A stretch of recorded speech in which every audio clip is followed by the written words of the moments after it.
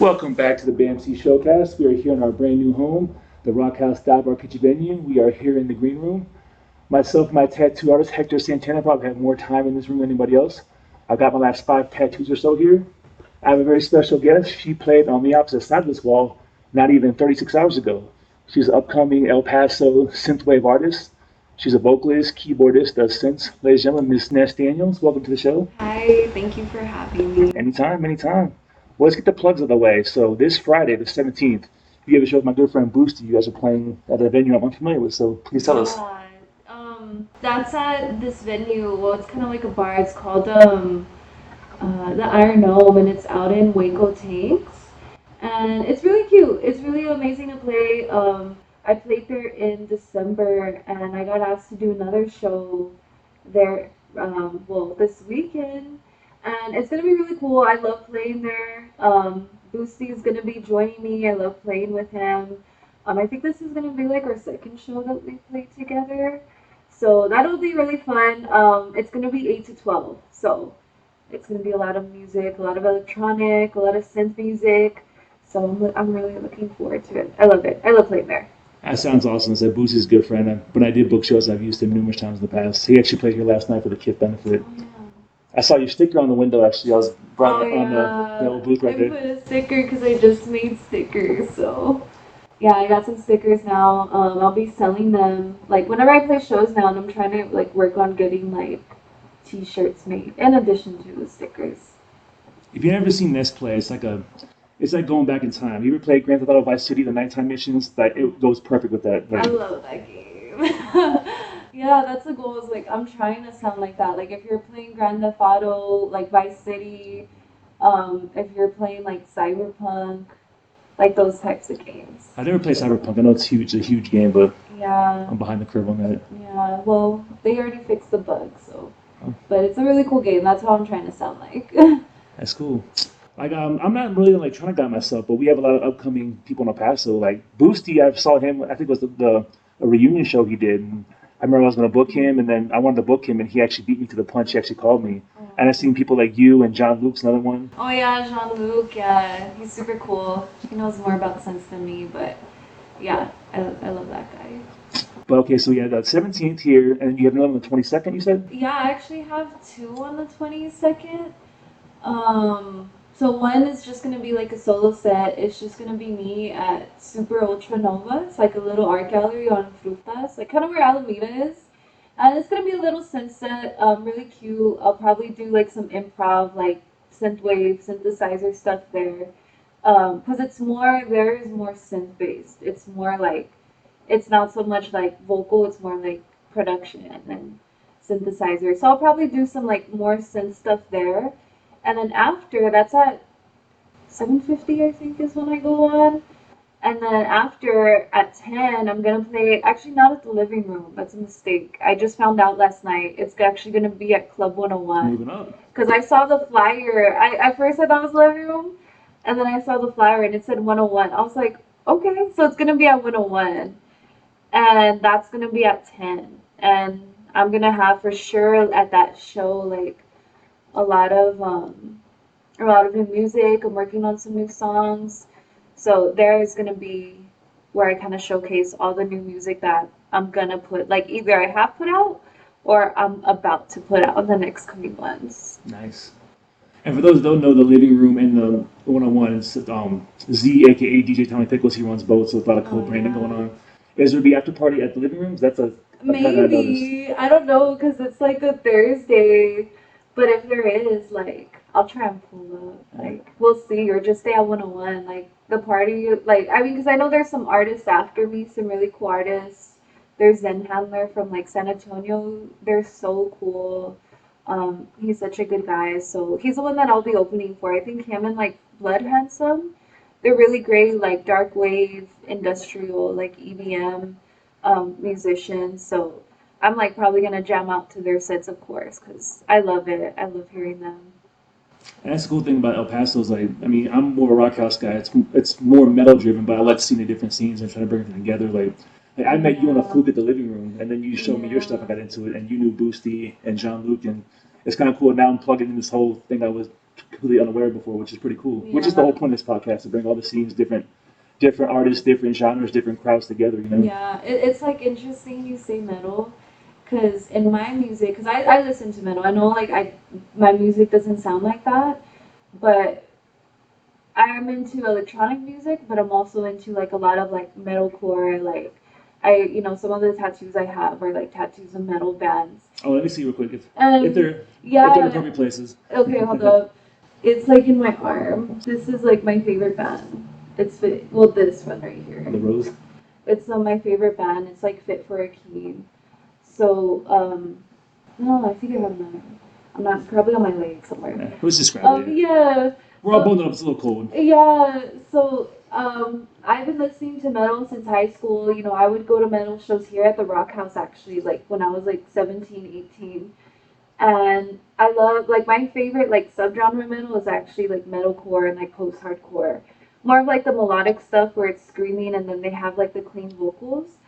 And I take a lot of inspiration from that, actually. Like, the way the clean vocals sound in metal, there's, like, kind of a specific style to it. They use a lot of what we call in, like, music or, like, music theory thirds. Okay. And that's like a style where you go, ah, where you go like that. And a lot of metalcore, like clean vocals on metalcore, use that. And I've fallen in love with that style. So I try and incorporate that style of that vocal style into my synthwave. Nice. So, because I love it. Like, every genre of music that I ever listen to plays a part in my music. And that's what metal has, is like not only songwriter wise, but also like I guess music wise. It plays a lot. It plays a huge factor. So yeah. That's just cool. I love talking to people like you and like discovering your roadmap and how you got from point A to where you are now. Like when you were a kid, like what made you get into music? When did you pick up your first instrument? I think at 3, that's when I started playing piano. There was a little piano at my grandma's house, and I would always like play on it. And maybe 2, well, 2, I would just kind of like mess around with the keys, and then at 3, that's when my family was like, "Yeah, we're gonna put her in piano." So, but they didn't officially put me in lessons till I was 8 years old, and I started taking piano lessons, and that's kind of where it all started. Is I studied classical piano my entire life basically, and then I got into but like vocal and like songwriting. But from the first moment, I'm not even gonna say 8 years old. I'm gonna say when I was 3. I remember I would like go on the little piano and like make up little melodies, and I even like have little notebooks from when I was a little girl of me singing like weird songs like about because I would listen to the Fray a lot and like Linkin Park when I was like 5 years old. I would tell my mom like put on that song that's like in the end or like I tried so hard, and I would tell my mom like can you put on this song for me, and my cousin even made me she burned a CD for me of that song. So when I would go on the little piano, I would try and make little songs like that. And I remember there was one like I wanna ride in the car or something like that. And then during my piano classes, because I was in a group piano class, so it's one of those classes where you just practice for 2 hours, and then once or twice the teacher comes around and listens to you and gives you feedback, and then you practice more. So me, like there's no way I would be practicing straight up classical for 2 hours. So I would just start making up little melodies on the piano, and I did that from literally when I was 8 years old to high school. Is yeah, I was doing classical, but I would like when I get bored or when I get overwhelmed with the classical music, I just start creating stuff, and then sometimes I'll sing over it. Sometimes it's just instrumental. But that's where it started, and then I was in band in middle school. I played trombone for 4 years, and then I joined percussion so I can do synthesizer because I told my teacher I don't want to do trombone. I want to be where the keyboards are, where the piano is. And so he switched me to percussion and like xylophone and synthesizers. And then I joined choir. And then I wanted to be a band teacher. But then I was like, no, I think I'm meant to compose music. Like, I remember having this realization one day where I was like, oh, I don't want to be a band teacher, like, but I'm gonna have to. And then one day I was just like, what if I started writing my own music? What if I made music? And at first I wanted to make film music, and I kind of still do on the side.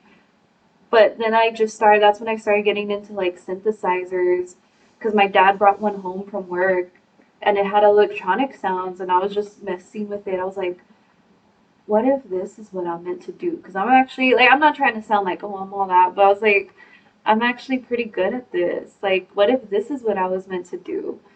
And then it all just kind of started from there. Like, I, I went to college for like classical music. I got my degree in like performance for classical piano and classical voice, but I always wanted to do production.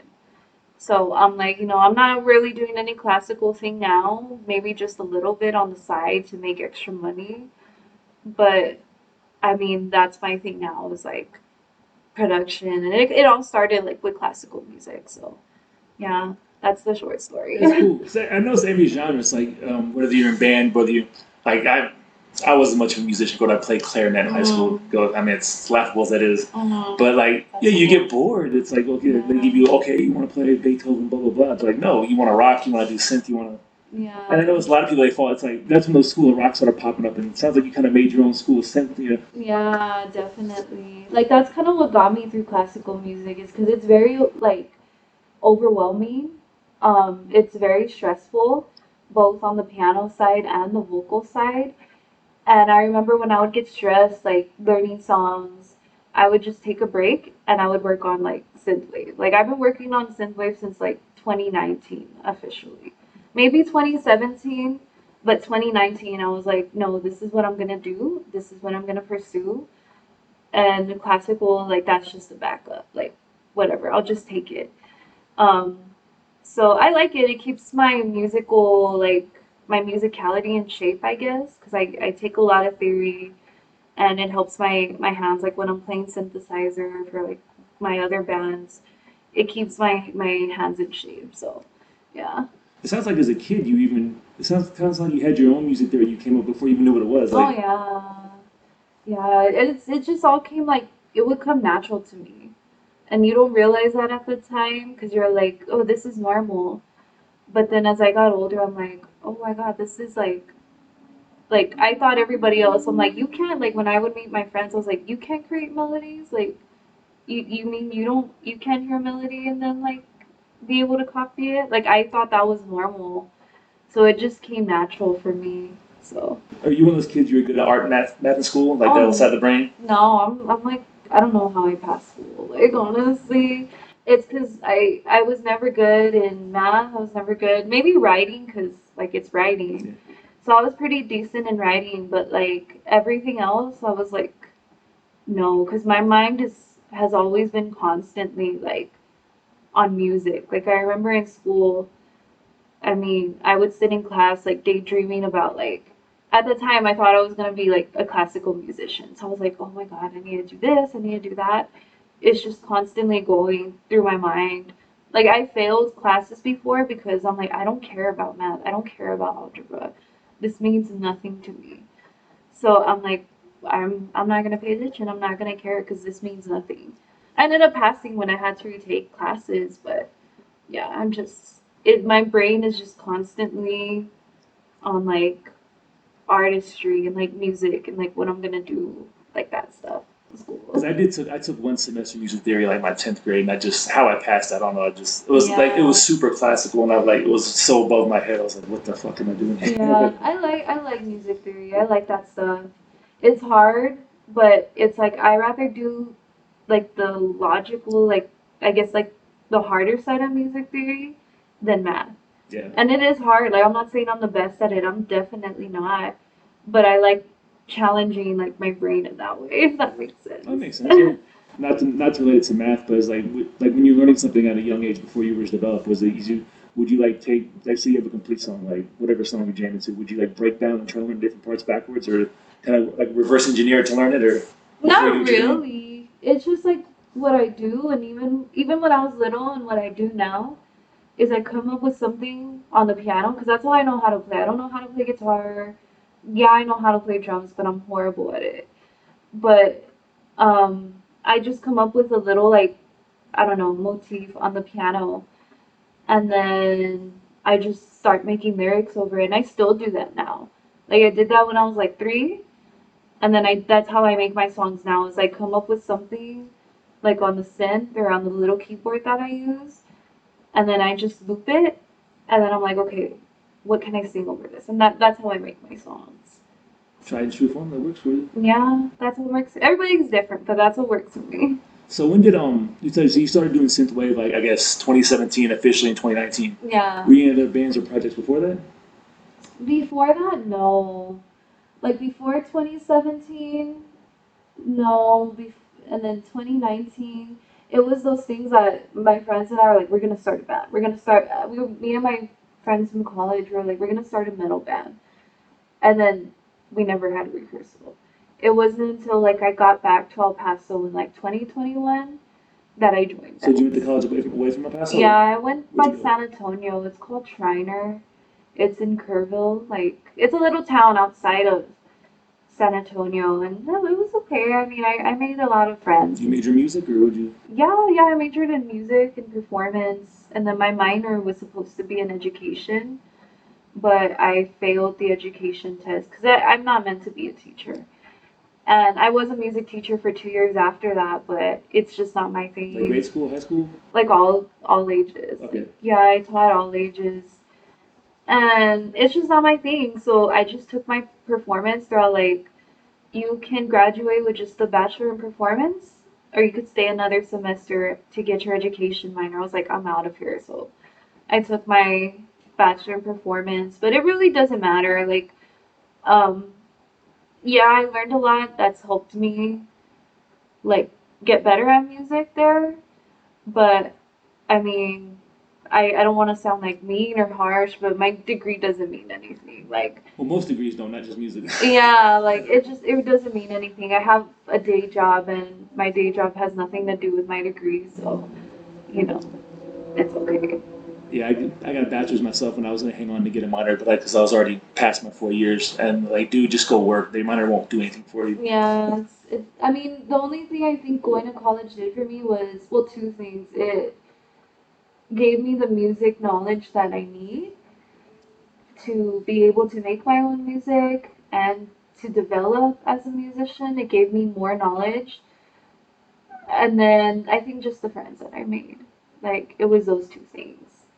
But the whole, like, oh, you're done with college, now it's time for you to get a good job. I'm like, I don't care. Like, I just want to do music, and that's it. Yeah. As long as you can pay the bills and do Yeah, what you love, that's all that matters. that's what I'm doing. So let's talk release dates here. Because last night, or sorry, night before last, I want to say you mentioned at least 3 or 4 songs coming out with different dates. Do you Oh give us up on this yeah. projected timeline, or? Yeah, of course. I think by this Friday, hopefully, because I wanted to make like an anti like Valentine song, because everybody's like posting like all these love songs right now, and I made one like that in January, but I'm like, that was a one-time thing. Like it's one and done. Like that's it. So I wanna put out, or I am gonna put out a anti-Valentine song, which I'm hoping will be ready by Friday, the 16th. I think I'm pretty sure it will.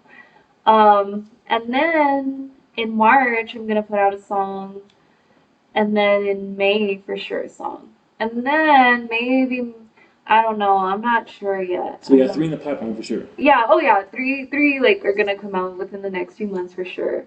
But I don't know. Maybe in summer. I don't know. I may put out an album. Like Now you're on Spotify right now. I'm not sure. You have like 4 songs on Spotify. Yeah. I have three. This one that's coming in like this week is gonna be number 4. But I don't know. I may put out an album in summer. I'm not too sure yet. So get on your phones right now. On Spotify, Ness Daniels. Click subscribe. Yeah, Spotify. I have Apple Music, pretty much everywhere. SoundCloud, Amazon Music. So yeah, Bandcamp. I just got on Oh, Bandcamp. Like I love Bandcamp. yeah, It's so underrated. it is. That's where I've discovered so many cool like artists, And I was like, how do I get in? Like, how? And I barely figured it out like 2 weeks ago how to get on Bandcamp. So now I'm on Bandcamp. And what's cool about Bandcamp is artists they can set their rates and they have sales. Like I'm a Oh big Guns N' Roses yeah, fan, so I love Buckethead, and they'll have yeah, these $2 sales. I'll just go buy like 5, 6 at a time when he has them on sale. yeah. And there's another band I bought, band called Aggressor out of Magoro. I had one of their CDs, but I was missing the first one, and they had it on Hmm. Bandcamp. So I boom, purchased. Yeah, I've definitely done that because I think that's better than Spotify because it goes directly to the Yeah, artist. Like I love you get your that. $5 or $6 as opposed to like your half a penny. Yeah, to your 0.005 cents. So it's really nice. I love it. And what I love about it too is like I'm a geek like that. I'm the kind of guy like I'll go to your show, I'll buy your CD, I'll rip it on my computer here, Oh but it's got to be a yeah. FLAC. I don't want MP3s if affordable. I mean, I'll take MP3s, but I always Yeah. want FLAC or if you're an Apple user, ALAC. And Yeah. Bandcamp, you choose what format. My only Yeah. knock on Amazon Music is when you download it, rip it, it's always an MP3. And yeah. No, yeah. One thing also about Bandcamp is like I love buying merch from people directly from there because I bought in a few cassette tapes from some really cool artists in Bandcamp, and I'm like, I'm so happy that it's going to them directly. Like, I feel good when I buy. And I remember one time I bought from Bandcamp, I bought like some cassettes, and they gave me a free download. They gave me two free download stickers for like some other artists, and I was like, that's so cool. I love this. I love it so much. It's really cool. So I've noticed that you mentioned buying cassette tapes. I've noticed that Oh yeah. in the last year or so, was it 2022 or 2020? I think it was 2022. For the first time, I don't know how many years, like vinyl sales surpassed CD sales. Yeah. And a lot of artists they do vinyl releases and re-releases, like different variants, like splatter Mhm. vinyl. And you mentioned cassette tapes, and I've noticed that like a lot of artists though limited time only, like classic albums, like Mhm. Guns N' Roses had a Target exclusive cassette tape, and Mhm. Duff McKagan when he had that Max Streets project, it was digital, but he released it on vinyl and cassette and those CDs. And I've noticed a lot of random cassettes popping up. Do you collect Yeah, I vinyls or cassettes? Or? do. I used to collect vinyls in high school, and then when I started getting more like into the 80s, I was like, I think I'm gonna collect cassettes now. So I do. I have a cassette collection, um, and I kind of want to like make when I don't know if I release an album. I'm not too sure yet. We'll see. But when or if I do, I'm definitely gonna put it on cassette first and then vinyl second. So that's my plan. And that's what the collectors tend to be into these days. Mhm. Because I do not have a record player, but I do own about like 10 or so vinyls I've been collecting. Just when I go to, if I go to a concert or band I like, I'll buy the vinyl and Yeah. get it signed. That's more my thing. Yeah, I do. I do that too. Like I have a vinyl player, but it's broken. But I'll still like buy vinyl so that way I can like have it there to like put up in my room. Like it's more for like Yeah. decoration. I mean, that sounds horrible. I mean, maybe every once in a while I'll play it, but it's more like this is a collector's like I never want this to get damaged or scratched, so I'm just gonna leave it there. That's how I am, except for mine just sits in a freaking closet or in a shelf. But Oh I'm yeah. the same way. Like when Nita Strauss dropped her album, I got the Jiva vinyl limited to 250. I was like, dude, I need that. Boom. Yeah. And I mean, people are like, oh, you have Spotify. Well, who buys music? I'm like, I buy a shit ton of music. Yeah, it's better that way. I mean, I listen to Spotify because it's convenient, but there's times like last night I got home and like I just put a cassette on my cassette player, and I was just like, this is a vibe. Like after coming home late, I was like, it's cool to just put a cassette on and like relax before I go to bed. And plus, back in the day, before digital music was a thing, I mean, there was a lot of Hmm. love and time and effort put into making that cassette tape. Either you Oh were dubbing yeah. or CDs. Like I remember one Christmas, I got MC Hammer, my brother got Michael Jackson. We Oh, dub that's each so other's tapes. We would cool. always do that. Hey, what are you getting this year? Okay, boom, boom. You get this, I'll get this, and dub. Or would you make a mixtape, tape to tape, or CD to tape? Yeah. And I remember when the Rush Hour soundtrack came out, they put the little movie inserts in the CD. So Hmm. you make your mixtape with your little Chris Tucker like inserts. Yeah. But I mean, I guess it's lost nowadays because everything's Everything's digital. digital. Yeah. I mean, I still do my playlist. I use Media Monkey. I don't have an Apple, but I still do my playlist. Yeah, I like using both. Like, I mean, I like digital. Like I said, it's convenient. But again, I like putting on a cassette tape like late at night or like when I'm getting ready. Like if an artist who like either I'm opening for or who's touring and I see them, if they have cassette tapes, I almost like 99% of the time like buy a cassette from them. Like Zen Handler, the artist who I'm opening for on the 22nd. The first time I saw them, he had a cassette tape, and I was like, I'm so buying this. Like, I love that. So I try, and it's because I collect them too. But the cassettes I don't collect to just sit there. I'll actually like listen to them. Because an artist like you, like John Luke, he needs a cassette tape. Because that guy's, have you ever been to a John Luke show? He'll sit there like, he has like an old CRT TV V-Star combo with like Blade Runner playing while he performs. Oh yeah, I haven't seen him live, but I've seen videos. But yeah, it just works for our genre. Like it works for our genre. I mean, it works with any genre of music, but I feel if you're more in like the dark wave, like synth wave genre, it suits you more, or it's very it goes with you more, I guess. Yeah, that whole 80s cyberpunk vibe. Yeah, and I like that. I like that it fits the vibe because then it makes me feel like more that I'm actually in the 80s now. Because I'm like, oh, like buy my cassette tape. Like that just makes me feel like I'm more in the era now. And you mentioned Club 101. That is the perfect audience for you right there. Yeah, I love playing there. I've played there a couple times, and I love it. Like I love going there just to see like artists. I love going there to just dance, like on the dance nights that they have, where it's like Retro Saturdays or like Arkham. But then when I perform there, I'm like, yes, like it's really cool. I love it. I have to admit, I haven't been since they opened up on the west side. I need to, but it's really close to me. I was actually going to go this. I think was it Monday, but I ended up recording part of the podcast that night. Oh yeah. But because I've been when I first moved to El Paso, I moved here in 2010, and I remember it would kind of pop up and go away, then pop up different places. Yeah. I remember at one point I went there when I was on McCrae, and later on it was downtown, the old Club Lotus spot. Oh Because I remember there was this big ass Buddha statue they couldn't move, so they just draped the 101 banner. Yeah. Yeah, I remember. But it's a cool. It is so much fun there on those dance nights, like you said, like you get people like older. Nah, I'm not exactly young myself, but older than me, and they'll sit up there, and it's like it's 1985. Everyone's 16 years old again. It's cool, you know. Like, yeah, I love that. Like, it just and that's what I like about it is it makes me feel like I'm actually in that era, and that's what I love about it. And then I mean, not only that, but it's going to those like dances like Arkham, going to the shows there. It has honestly like I don't want to sound like dramatic or anything, but it's actually like really helped me in my personal life and I mean I think going to shows and going to more local shows, especially there, has really saved my life. Like I barely started going more often last June, and I was just like, because I had just gone through like a breakup, and I was just like, I'm gonna do what I want, and I'm gonna live like my 80s dreams. And honestly, that's what got me through like a horrible breakup. Is just going to live shows and meeting people and being accepted by the community there.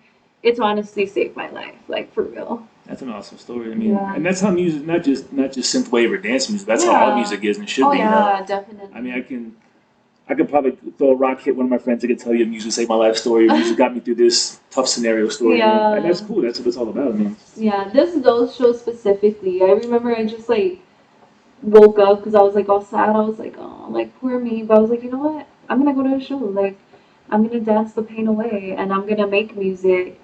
And like, I mean, yeah, that's just gotten me through everything. But specifically those. So, shout out to Alvaro for having those because they did a lot. so you need to show up there early, and you need to start marketing the Ness Daniels glow sticks and start selling those. Oh yeah, that'd be cool. The little like the stick ones though. Have my logo on it. Just go to Walmart, campus section, just put a bunch of Ness Daniels stickers on it. Yeah, put my stickers on it. I'm down. That'd be so cool. So you said 17th at the Waco Tanks? Yeah, in Waco Tanks. It's called the Iron Gnome. It's not that far. Like you think it's gonna be like way out there, but then you drive and you're like, this isn't that bad. But it's a super cute spot, like really cute. And I like when the owner asked me like, hey, do you want to come back in February? I was like, oh, I'd be honored because it's one of those spots where I'm like, yeah, I mean, I love performing at any spot, but there I'm like, this is amazing. I loved it, honestly. I mean, the vibe's a vibe. I mean, I've seen some of the best shows in some of the smallest clubs or bars. I mean, definitely. So you said you got two on the 22nd, the 101, and the other one is at. It's at Super Ultra Nova. It's like an art gallery You on said Alameda? Frutas. Okay. Yeah, it's like by Alameda, but the street is Frutas. And that one, like, yeah, I'll perform my songs, but I'm also gonna do just some synthesizer, synthwave things, just cause to fit the vibe, I guess, of what the theme is of that show or what that night is going for. And then was it March 23rd? You're back here at the Rockhouse with your Oh Deftones band. yeah, with Adrenaline, I'll be here March 23rd. So Should be I'm a good time. excited. And you do just vocals that one, or you do Oh, vocals? for the Deftones band, I play the synthesizer. Okay. Like basically Frank Delgado, like in Deftones, I'm him, like Gotcha. in Adrenaline. So I do all the synth, all like the audio effects, for the songs. I do vocals, but it's in the back. It's more like, oh yeah, one more, or I scream like when there's like scream, not like hardcore, but like one more and beware. That's what I do. The only song I sing on like fully or almost fully is Passenger with Maynard. Um, I forgot his first name, but Maynard's part in the Deftones song Passenger, that's what I sing.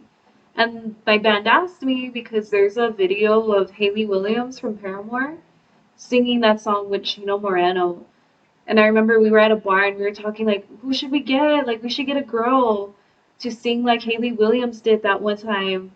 And I'm like, I'm literally right here. Like, they're like, who should we get? Who should we get? I'm like, why are you even gonna look? Like, so, and I remember I was like, why are you even gonna look? Like, I'll do it. And they're like, okay. So I love that singing that song. Like, I feel like Hayley Williams that one time with Chino Moreno. That's cool. And that's the cool thing. A lot of people will sleep on tribute bands, but some of the best shows I've been to have been, or most fun times have tribute bands. Like, I'm a Yeah. big wrestling fan, so I've been on the Jericho cruise 3 times, and he always had every cruise he books one all-female tribute, and those are some of the Hmm. best shows I've been to. Yeah. I love, like, I think what tribute band did I see? I think it was when we opened for it was a System of a Down tribute band. They were so good. They were here actually like last year in May, and that show was like, I mean, they sounded good. I think we sounded pretty good. So I mean, I'm very honored to be, especially in like a Deftones tribute band. When they asked me, I was like, yeah, like I listened to Deftones in high school a little bit. So when they asked me, I was like, I would love to. And plus, I'll be doing synthesizer. Like, count me in. That's cool. I actually did work one show for a local crew for Deftones back in like 2001. I Oh, wish I that's still had the so shirts. cool. I'm from Virginia, so I was going to George Mason at the time, and their Yeah. venue it was the Patriots, and now it's called like something. I think it's Pearl Bank something right now. Oh, But yeah, I okay. had the one time local crew, and I had a shirt, and I can't find it. Oh my God. It It's had like local it's crew on it. somewhere. I mean, it's nothing special, but it just says Deftones local crew. And That that's would have been so cool. That's the type of shirt you have to frame yeah. and never wear again. I do have the Lincoln Park one somewhere. Oh, that's I think I great. still have that one. Yeah. That's so cool. Yes, Local crew Deftones. yeah. That was half the time that when they give you a free shirt, but like with Prince, I worked one shirt with Prince, but there were no shirts. It's like, oh damn it. Yeah. And the Offspring, they were super cool, but they just gave like a regular tour shirt. But they were Yeah. cool. They left us food. They gave us like we all walked. Each of us left with like a 6-pack of beer because they had That's leftovers. nice. They were one of those cooler bands. Yeah. That's really amazing. But so any of the tribute you do? Because I'm not thinking on the whole tribute band thing. Because I was speaking rock. I was Mm-hmm. thinking like a few years ago, like definitely pre-COVID, they used to have bands like I want to say every Tuesday and Saturday. It's diminished now. They still do it, but Yeah, I know we're trying to like get into speaking rock.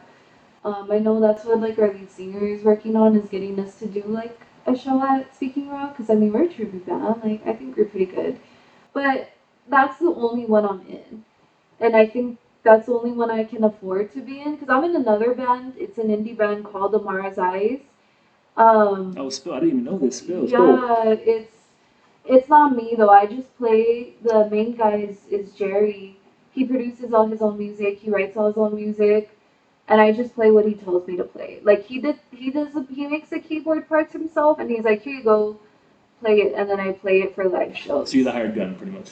Yeah, and the rest of the band, like the drums, guitar, bass. We haven't done anything in a while. So dude writes everything, and he's like, okay, here's your Yeah, part. Here's your part. yeah. Like, well, he's like, here's a song. Like, learn the parts, and we'll learn the parts. We haven't performed in a while. But I mean, it's still around. Like, I mean, that's the indie band I'm in, and I think that band, and then the Deftones band, and then my own stuff. That's like all I can afford to do. Plus you gotta work and pay the bills and stuff Yeah, like I mean, if I didn't like have a day job, then I would definitely like give me more. Like, but I know I've been asked like, hey, can you play synth? Can you do this for me? How would you feel if you sing for our band? And I've had to like turn it down because I'm like, I would love to, but I don't want to like be one of those people that's like they say like, oh yeah, I can do it, I can commit, and then they never commit. And there's a lot of that in this town, unfortunately. Yeah, there definitely is. So I've realized, and I don't want to be that person. Like I don't want to be that person. So I'm like, yeah, it's a little hard to say no, but it's better for the both of us. Yeah. You know, so yeah, I'm like I'm good with what I have now, and I think that's all I can afford to do. And plus, you're very professional. So that goes a long way. Because like you said, Yeah. I'm not trying to talk shit, but there are a lot of flakes and stuff. Yeah, no, I get it, and that's one thing I like to do is like I like to keep it professional because I've had my experience with some people like that where it's just like, you know, unfortunately they're like that, and I'm like, you know what, I'm gonna keep it professional. I'm going to, you know, not like cause drama, because I'm like, first of all, that looks really bad and that's completely unnecessary. But I'm just like, you know what, like I'm here to do music and I'm here to do it yeah, in a professional way, but in like, I guess I don't know how what the word is, but like, I don't want any bad vibes. Like, Yeah. you know, like we're not here to cause trouble. We're just here to like get away and like have a good time because this world is so messed up. So I just want, at least when I perform, whether it's with like the Deftones or like, or with Adrenaline or with Amara's or whether it's like my stuff, I just want it to be a good time for people. Like that's to make them feel like better or like happier or okay. Like that's all I want because I feel like at a lot of shows and it's everywhere. It's not just El Paso. There's always drama that goes down. Like people get in fights or um like people like oh you show up with one person and Not. then you I'm sorry. leave. I gotta stand up. Not in this venue. Does not happen at Rockhouse. Oh no, no, I know. But I guess like I mean even when I was out of town too, I would see it. And people show up, they come with one person and they leave with another. And that's you can't But stop that's that any from bar and club. happening. Yeah, you can't stop that from happening. But I just hope like at least when I do shows, people like feel good. Like they leave happier. Yeah. Because I know that's what my favorite synthwave band. Every time I've seen them live like three times, twice or three times. And that's how it is. Like I mean, I almost got into a fight there once, but that wasn't my fault. It's because a girl like hit me, and I was like, you know, I could hit her back, but I'm not. Um, but everybody leaves like Yeah, but you gotta take the high road. I mean, you have a lot going for you. Plus, you have a good yeah, day job. You don't want to jeopardize any of that. You know? yeah. So that's why I'm like, you know what? Just take it. And I just like took the hit, and I was like, okay. And I just stayed there like, okay, back to the music, like so. And that's what because they're called the Midnight. Every time I see their shows, like everybody just kind of like forgets, at least from what I've experienced, forgets about the problems of this world, just gets lost in the music, gets lost like in this synthwave 80s universe, I guess you can call it. And that's what I want to do. Like that's what I want to try and like put for people, you know? So Let's change gears here for a second. I see on your Facebook you're a big time cosplayer, at least on a local level. kind of, I mean, I'm not as involved in it as I was like a couple years ago. You know, I would make my own costumes. My favorite cosplay is Scarlet Witch because she's my favorite. I'm full Yeah. of tattoos of her. Like I have I don't know probably like 5 or 6 tattoos of Wanda. Like my whole right arm is Wanda tattoos basically. So I love cosplaying. I've made my own cosplay of her, at least a variant of her. And then I guess the cosplays that I make are like Marvel cosplays. Um, I do Star Wars. I still do Star Wars. That's what I was asking you. I saw the one of you with the X-wing with the lightsaber. Oh Are you part yeah. of that 501st group or? I'm not. Well, I'm not 501st. The group I'm part of is Imperial Border Squad. 501st is like if you're trying to get your costume approved. Yeah, they're pretty strict. Yeah, It's really hardcore. They spend $800 more easily on like one outfit. yeah, they're really strict. I mean, we have a 501st Legion here. We have a Rebel Legion here, which is what I'm trying to get into with my Ray. Because I mean, I do Star Wars cosplay. That'll never stop. If there's one thing in cosplay that'll never stop, it's Star Wars. Especially with my local group, like we do charity events. We go to like the hospitals and we go to different events, and just to see people like happy, like seeing us, like it just means so much. So I made my Ray. I made my Ray costume from scratch, and I'm still trying to modify it so I can get it Rebel Legion approved. But right now, I'm actually working on a Mandalorian cosplay. Oh, nice. I'm working on Sabine Wren. But I'm not. Is the Mandalorian group still in El Paso? The Mando merch? Yeah, there. I believe he's still here.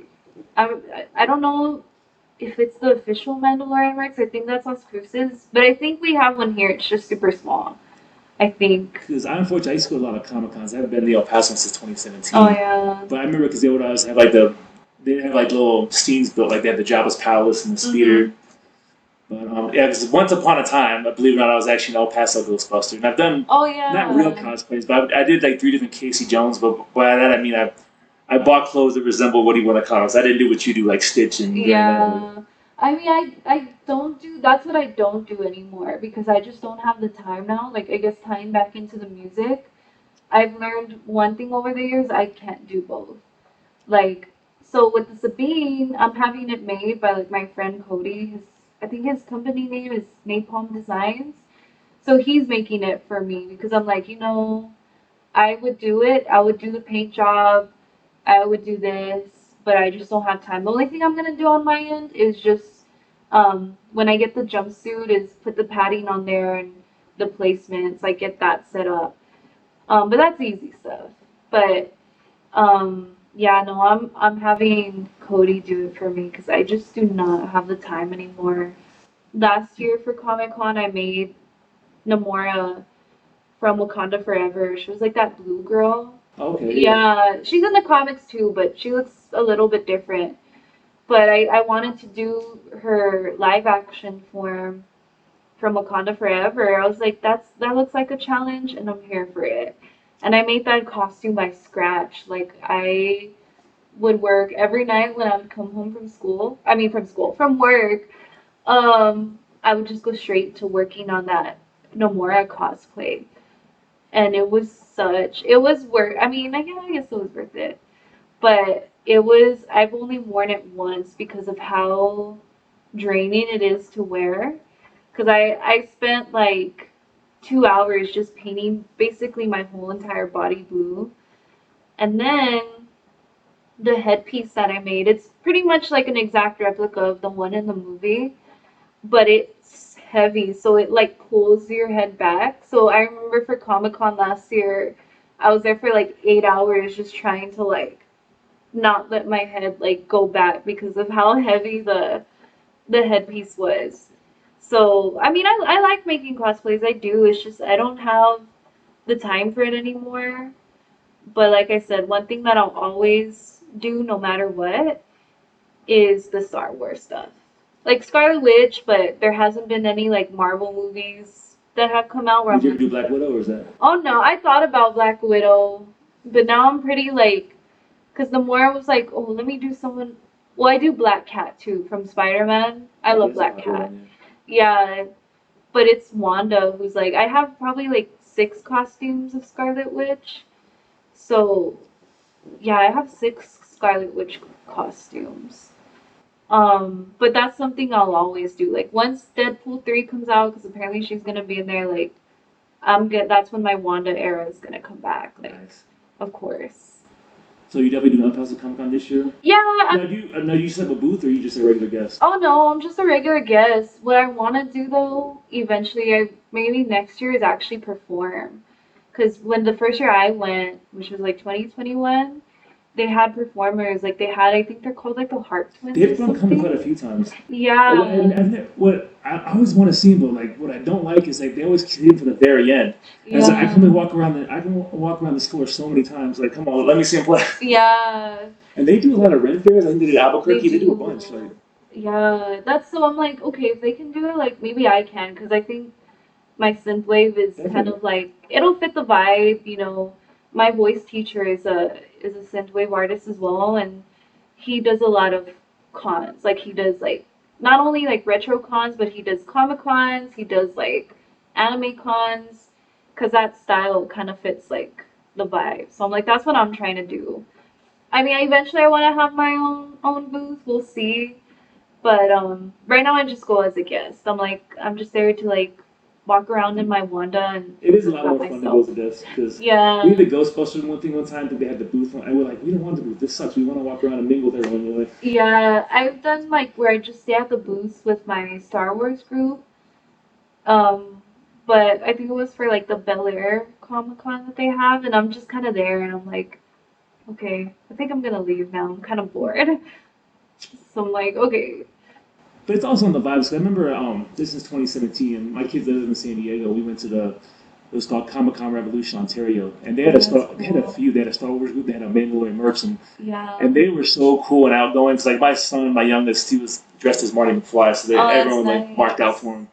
But it was cool because they had like a little Mandalorian jail set up. So like Oh so yeah. you got a picture of me and my son. You got Casey Jones and Marty McFly locked in the Mandalorian jail, being guarded by troops and stuff. Yeah. And they had a bunch of those cool groups. They had their own Ghostbusters. They had a few others. They had a Ninja Turtle one. Yeah, that's cool. I know one thing that we don't like. This isn't a con though, but it's more like at Bassett every year, every summer. They have this event. It's called Galaxy of Learning, and they get us because like obviously like Galaxy, Yeah. and they do this thing where they get all the kids and they tell the Siths and the Mandalorians, they tell all like the Jedi, all the rebels to hide. So we hide in places around Bassett. Like we hide in stores. One year I hid in a movie theater. This year I hid under a table of some vendor.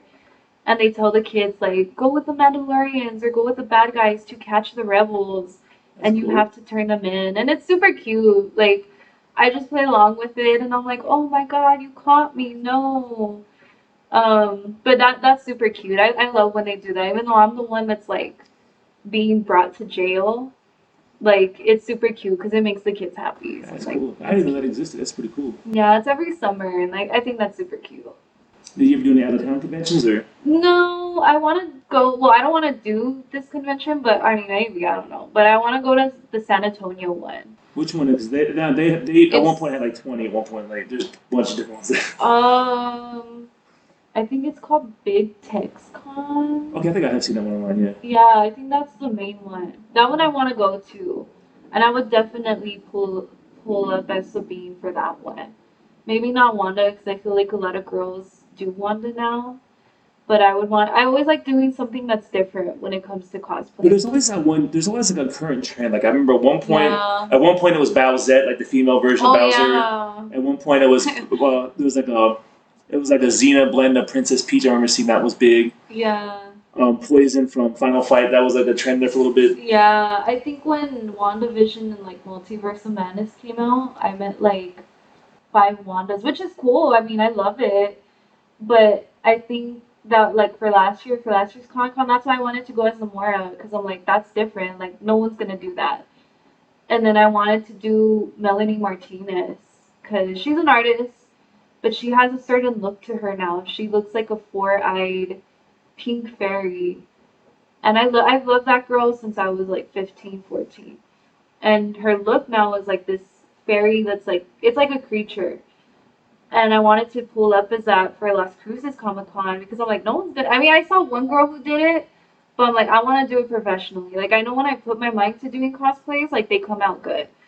So I'm like, I'm gonna do Melanie Martinez, like, but I just never got around to Now, it. how was the Kusa one? 'Cause I know they went away for a while when they came back. I wasn't able to go Yeah, this recent time. I went one time and it was cute. Like, it's not that big, Yeah. but I had a good time there. Yeah, I went to. I think I went there was the 16 to 17. Yeah. Because I mean, for those that don't know, Las Cruces, they started their own thing. The people who own Zia Comics, and they eventually bought Yeah. out the El Paso one. So it's the same company, same people you're supporting. Yeah. Yeah, no, it's I like it. It's cute. I just at least this past August I didn't have the time or money to like make cosplay because I was at a different job. I didn't have the time to like make cosplay and then the Melanie Martinez one. I actually made a Melanie Martinez one, but I didn't like how it came out. So I was like, okay. But if I ever do find the time, I would definitely pull up that cosplay again because I'm like that's different, that's cool. The other one I would want to do is from Terrifier 2, the girl from Terrifier Okay. 2, the one with like the wings and the armor. Oh, nice. Yeah, I forgot her name, but I remember I saw that movie at like 4 in the morning, and I was like, "That's it. I'm doing that girl. Like that's an amazing cosplay." But then I had to bring myself down from it, and I'm like, "Okay, I don't have the time for that. Like, hold up." Because being I'm more in the indie comic scene. You know, a lot of the Kickstarters. I Yeah. know a lot of creators and artists, and some of these cosplayers they go. I mean, and these are the girls that they make money off. They do the Oh Patreon stuff, but they yeah. go nuts. I mean, they put like days into their costumes. Like, Yeah, I wanted to be like that.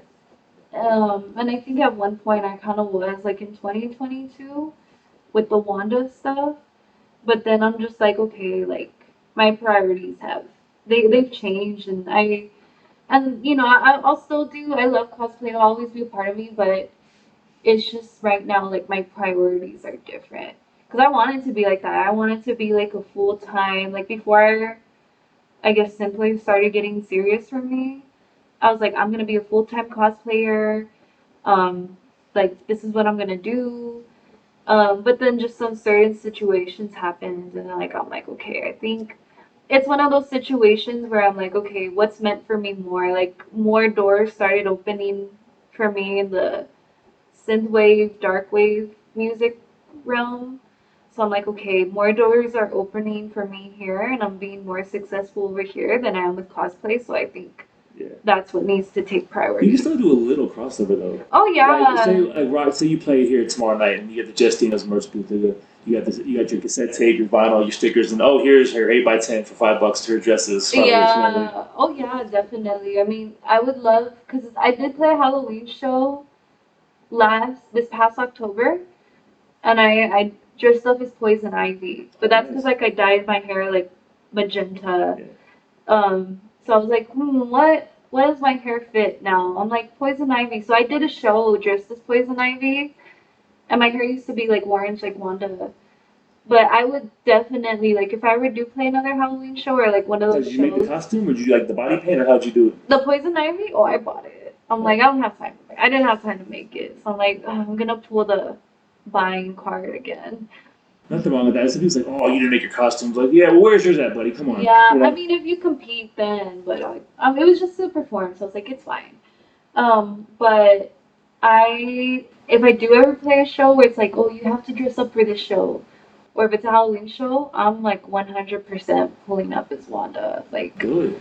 of course. Like, if you tell me, like, oh, for this show you have to dress up, I'm gonna dress up as Wanda. It doesn't be a Maybe, Halloween show. I mean, yeah, it doesn't have to be, but I would like totally pull up as Wanda because I'm like she's my thing. Like, there's a reason why I'm covered in tattoos of her. Like, that was such a cool show. I don't have Disney Plus anymore. I mean, I saw at the time I watched all the episodes that were out, but that was a pretty cool yeah. concept. I thought Oh yeah. it's like Bewitched meets Marvel. That's what I love because like, it's like I'm into retro shows. I've always been into retro.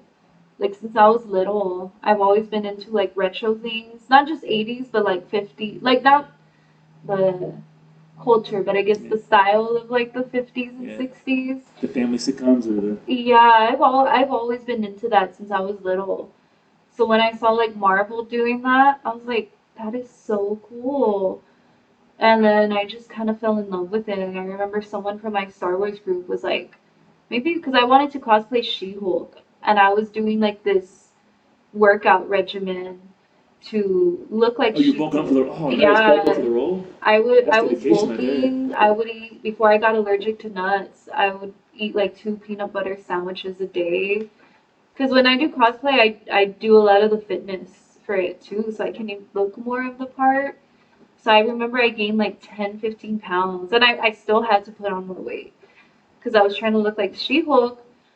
And then I remember just one time on Oh, Facebook, the red or the green version? the green one. I want to do the red one though. She's more like me, but I remember one time on Facebook, one of the guys from my Star Wars group, he was just like, "What if you did Wanda?"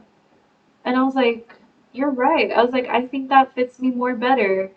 So I started like toning down. I dyed my hair orange, and I was like, "Yeah," because I'm like, I relate to her in the show. I love the show. I love her as a character. Like, yeah, this is what's meant for me more. Because She-Hulk, I can't really relate to her. I just wanted to like challenge myself. Like, how would I look like if I looked like her? And now I'm like, yeah, that look isn't, because I did bulk up a little bit and I was gaining like some muscle mass. And I remember looking at myself like, yeah, this look isn't for me. So I started like toning down again so I can look more like Wanda. Because that's what I love about cosplay too, is I love training for months to look like the character. Like I know for Wanda last year. She's been in the movies at that point. You got the dedication, don't you? Yeah, no, and even right now I'm training to. I mean, you can't really see Sabine's toneness, but I'm training to look like that or have that tone.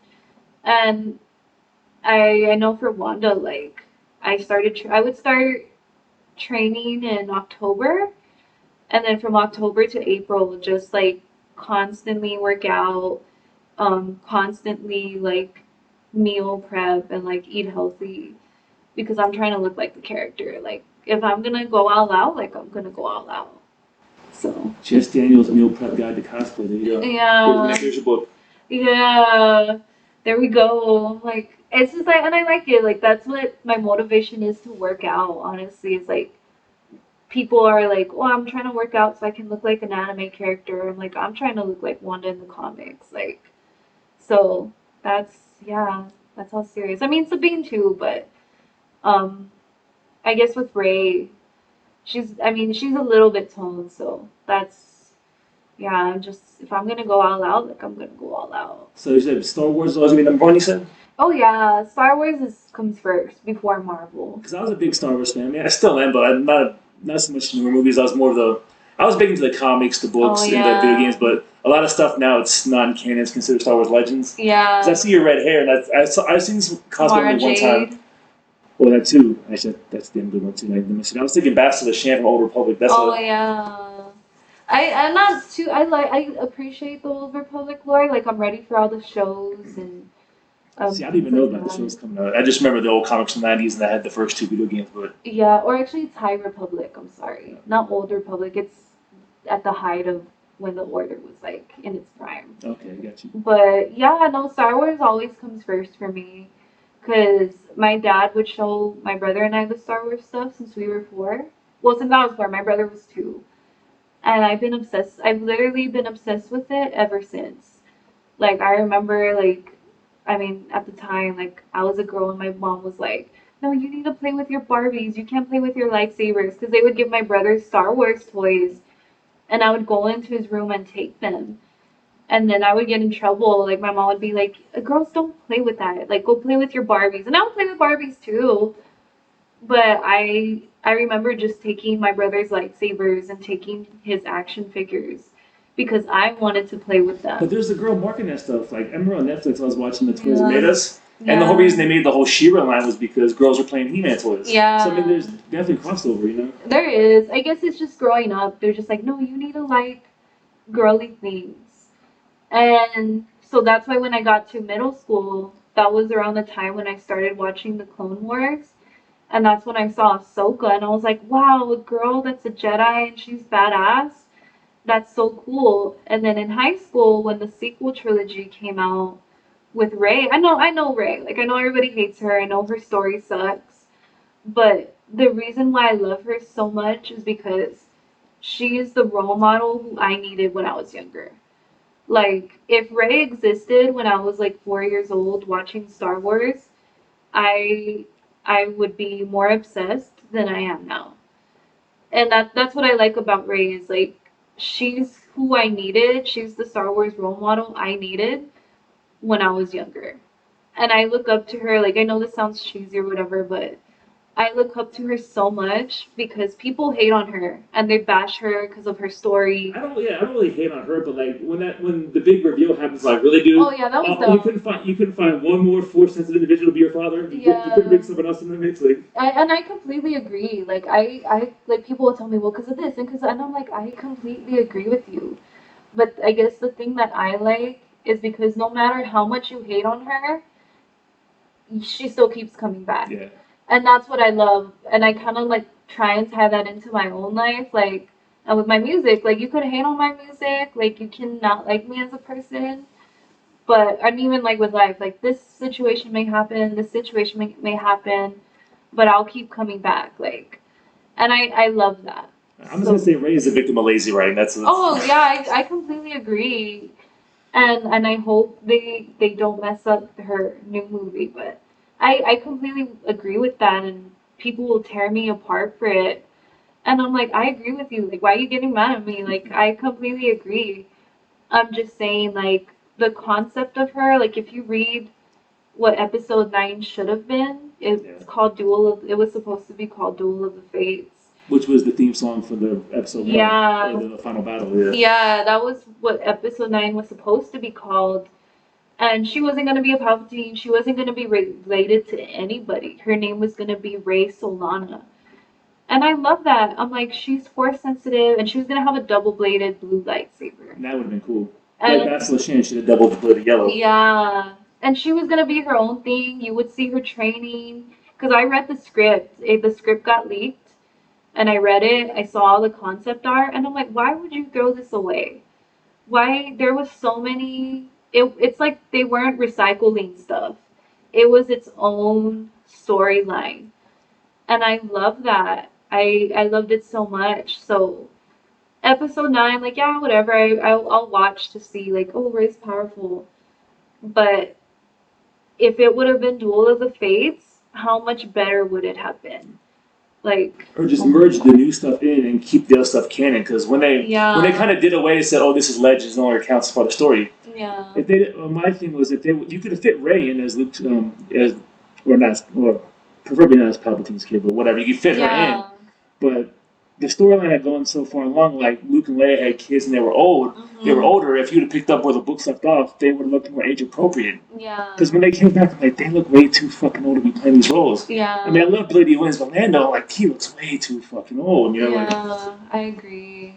It was just kind of a mess. I think the sequel trilogy, like, they hyped it up to be like this thing, like, we're coming back, but I think they rushed it. I think the CEO of Lucasfilm put, I don't know. What's all Disney at this point? Yeah, we'll say Disney put capitalism over like good storytelling. And I think that's what makes The Mandalorian and like Ahsoka and everything that Dave Filoni is doing so good. Mando was awesome. I still haven't seen Boba Fett yet or Ahsoka, but Mando was freaking awesome. I mean, Boba Fett's okay in my opinion, but the writer of that, Dave Filoni and Jon Favreau, like, you can tell they put the story first and not like capitalism first, like not marketing. Because Disney with the sequel trilogy, they put marketing first. And with Mandalorian, with Ahsoka, they're putting the story first.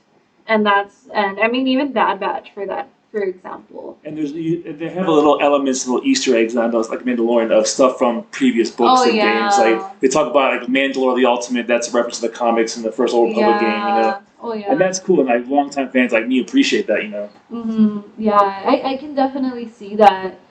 One thing, I mean, it's kind of different that I think is happening that's super cool is, like, in The Rise of Skywalker, the worst line in the movie, and everybody hates on it, including myself, is somehow Palpatine returned. And that's the worst line in a Star Wars movie, in my opinion, that I've ever heard.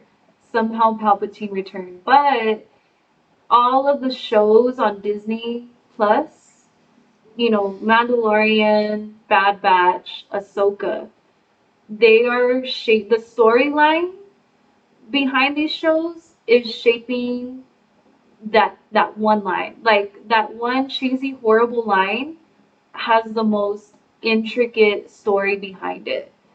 and at least the most intricate story that is being told. Because everything that's going on in Bad Batch, everything that's going on in The Mandalorian, in Ahsoka, leads to that one line. And I just think that's crazy. It was funny is in the 90s, you read the comics like Dark Empire 1 and 2. Oh, yeah. Luke went to the dark side, Leia becomes a Jedi and brings him back. And it was so. I was like, just, you had good stuff, just put that on the big screen. Yeah, I hope they do. And I hope once the storyline of somehow Palpatine returned is done, I hope they bring that. Like, I know they're already doing that with High Republic, but I hope they bring more original Star Wars story that have nothing to Shadows do. of the Empire. That was Yeah. And that was cool because you had 3 versions. You had the book, which was the Rebel perspective. The game was Dash Rendar. Then you had the comic, which is Boba Fett. Yeah. And any of that would have been an awesome movie. Oh yeah. And hopefully, I mean, as long as Dave Filoni's there, I have hope. But I hope they, as much as I love Luke and the Skywalker saga, I hope they learn to not rely on that so much. And it's like you said, like there's so many good comic books, there's so many good books that are out there. Like I think right now they're working on an open world Star Wars game. And oh my god, like that's so. If that would have been a movie, oh my god, like it would have been amazing. So hopefully they learn. That's my hopes. And one more quick cosplay reference here. I'm a big indie comic guy though. Yeah. I'm going to Sworn Fest later on month, the Lady Death comics. With your hair the way it is, I think you make a good Lady Satanist. Oh yeah. I don't know if you're familiar with the characters, like Satan's daughter. Yeah, I don't know much, but I'm familiar. I'll send you some files. Yes, please. But we'll wrap this up because I've kept way too much of your time so far. That's cool. Just real quick, this week, Friday 17th.